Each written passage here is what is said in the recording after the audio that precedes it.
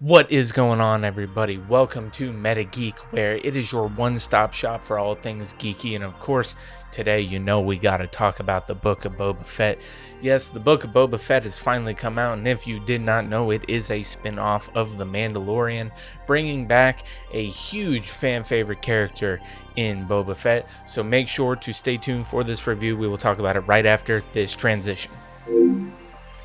So what did we think about this first episode? Well, going into it, I think a lot of people had some very high expectations, especially coming from the minds of Dave Filoni and Jon Favreau. They've done really good work on shows so far, especially with The Mandalorian. A lot of people kind of went into this assuming that it was going to have that same kind of feel, and it doesn't really feel like that. This feels a lot more in turn with, the beginnings of something, a mob movie, kind of like the beginning of growing an empire and something like that. Now, one of the things that I have seen that a lot of people have had some criticisms with this show is that, it felt kind of boring, and they kind of weren't thinking that they were going to do like a backstory type thing. And I think a lot of people need to realize that the Book of Boba Fett is kind of, there's going to be chapters, right? Each one is chapter 1, chapter 2, and chapter 1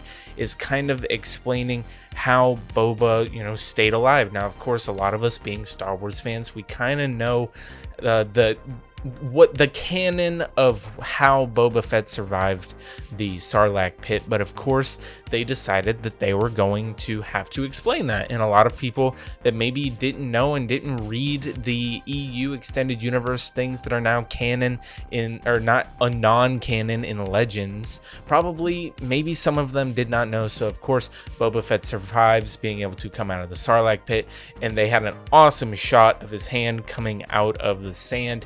It was definitely something that made me kind of pop as a Star Wars fan. Overall, with this episode, I didn't sit here and say, hey, this is the greatest episode.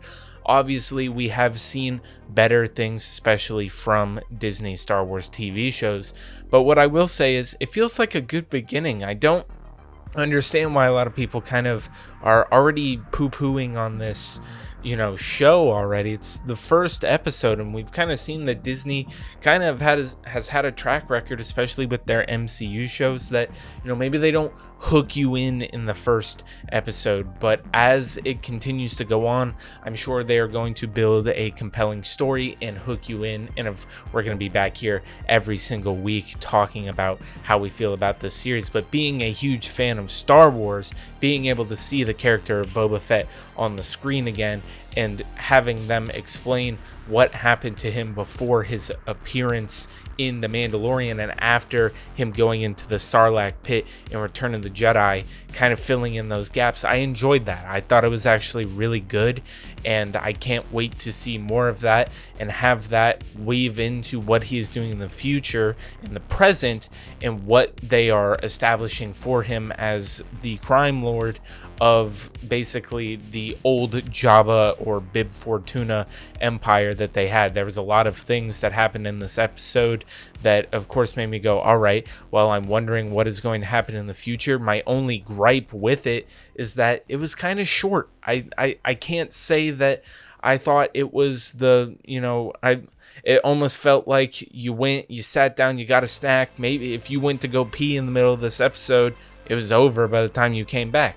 It was very, very short in comparison to episodes that we have had in the past, but I would not say that it was overall a bad episode. I feel like that the length hopefully goes a little bit longer and hits that 45 to 47 minute threshold for a show.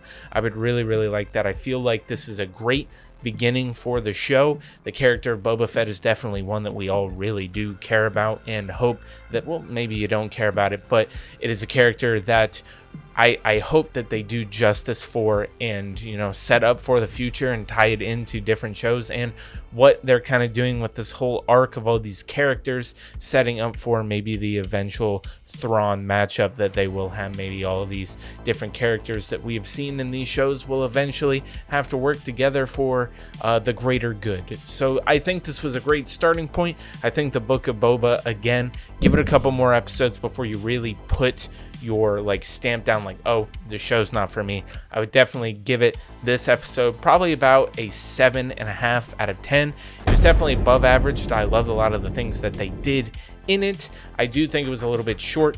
Can't get it anywhere in that 8, 9, 10 range because it really just feels like a little bit of a setup leading to something that hopefully is a little bit bigger. So of course, if you did enjoy this review and you like Star Wars, you like DC, you like Marvel, make sure to join the Meta Mafia, and to make sure that you go check us out on TikTok, because you will get these kind of videos in a shortened, condensed form. Meta Mafia all over the place. Make sure to stay tuned, because on top of these videos, I will be doing actually heavily edited videos talking about major franchises and movies. We are going to be starting on the Sam Raimi Spider-Man movies, doing video essays and character studies and things like that. So make sure to stay tuned. I want 2022 to be the year of the Meta Geek, so make sure that you join the Meta Mafia down below. And that means I have been Jake, aka the Meta Geek, and I will see all of you geeks next time.